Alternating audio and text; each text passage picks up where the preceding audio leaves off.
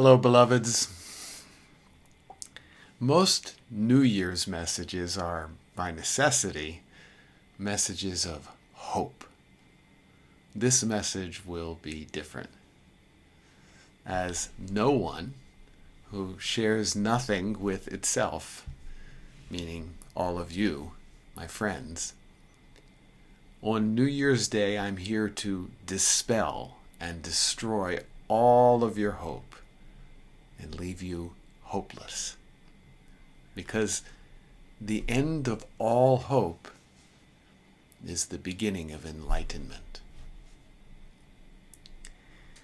Every person who seeks enlightenment does so from hope. Every person who seeks enlightenment is doing so to escape life's suffering. And there's nothing wrong in that. Virtually every great sage started with this motivation. Even the granddaddy of all enlightenment, Buddha, who had everything the son of a king could desire, became a seeker only after leaving the castle and seeing that no amount of wealth and sense gratification could permanently end suffering, illness, decay, and death. And so went looking with hope of finding a way beyond these inevitables. But there is no hope, because hope exists only in the province of the illusory separate self, who, out of fear and judgments, thinks what is must change. This is the core misunderstanding and failing of all hope and all formulas and approaches, even enlightenment teachings and self-inquiry. They're all based on the idea that you need to change, that there's something wrong with you, that you are currently somehow imbalanced or still too dualistic or identified with the false ego, and that you need to change. And it is an utterly futile hope and process. Please get that. It's utterly futile. Because the real dilemma for the seeker, hoper, is that they start with the premise that they are separate. Something which the seeker can do nothing about.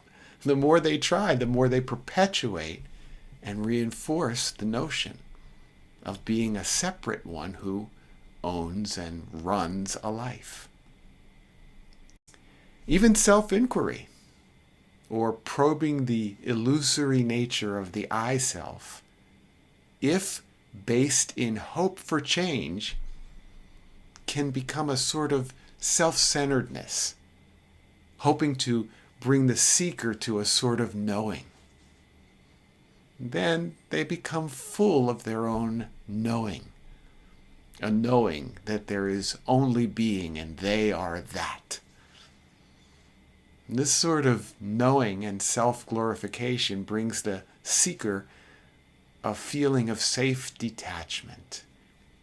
And then detachment can feel like enlightenment or be mistaken for it, but it isn't enlightenment.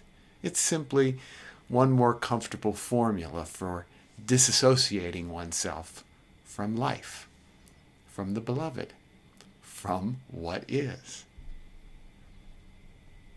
When the false appearance of a false separate self dies, what's left is just this. What is? What's happening? To no one. Activity, emotions, pain, decay, and passing may arise in this body, but there's no one inside of it. It's just another thing. And with all these arisings that appear to happen in this simple body-mind thing, nothing need be done about them. There's nothing that can be done about them. They don't need to be honored or embraced, worked through, disidentified with, pushed away or meditated away, or all that other stuff that teachers, gurus, healers, therapists, and personal growth workshop leaders talk about. They are just what is. All those teachers' guidance and prescribed practices are based in hope, in changing, in becoming, not being, in hoping what is can become what isn't. True liberation can never be arrived at, can never be caused, can never result from becoming. It can only be fallen into suddenly and inexplicably. Freedom or liberation cannot be known. It's totally beyond knowing. But when there is nobody left, it's obvious that freedom is everywhere. Everything is free to be what it is. Because there's nobody in here in the inner organism trying to give it meaning, judgment, or turn it into an object. When the false me looks at something, it turns it into an object, something solid in its perception. When it looks at its life, it turns it into the progression of time and the fervent hope it can somehow turn what is into what isn't over time. When there's nobody left here, it's just what is. And it's amazing. I remember a movie, a 1993 movie called My Life, in which the star, Michael Keaton, plays Bob Jones, a man who is losing his battle against cancer. His doctor tells him there's nothing more that can be done, and to go home and put his affairs in order. Bob leaves the doctor's building and begins to walk away, but then he turns around, storms back into the doctor's office, and yells at his doctor, "Don't take away my hope. It's the only thing I have left. You have no right to take away my hope. And neither do I. But I love you all so much. I would love for you all to fall into this selfless, boundless, amazing liberation that can only come when we give up all hope. The beloved loves all of this impersonally. It holds no distinctions or judgments. It's just the beloved projecting, apparently, all of it just for the apparent love of its creation. Every bit. But the illusory self makes the distinctions between right and wrong, good and bad, suffering and ease, love and hate, and so on.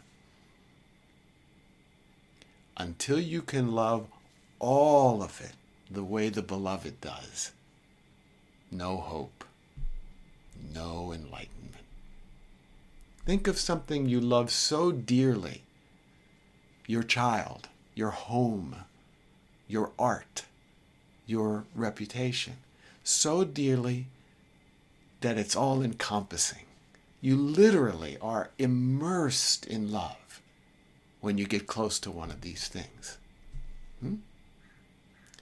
Until you can love all of this like that, even the parts you used to call right or wrong, good or bad, enlightened or yet in bondage, insisting they must change, no hope, no enlightenment.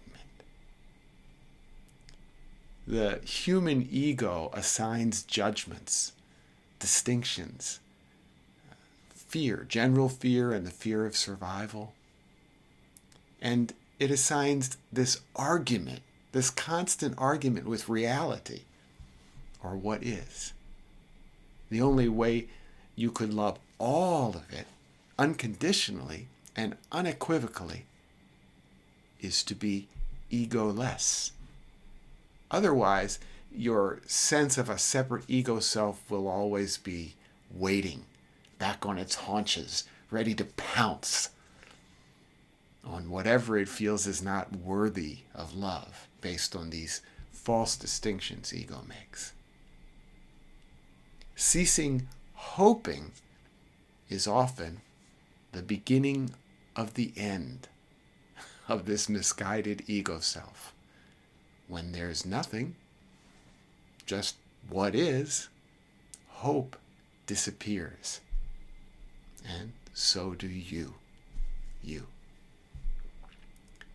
So, in this new year, I offer you to give up all hope and spend every second of 2024 and beyond just being with what is here and now, and enter the boundless. Happy New Year, everybody. Let's talk again soon.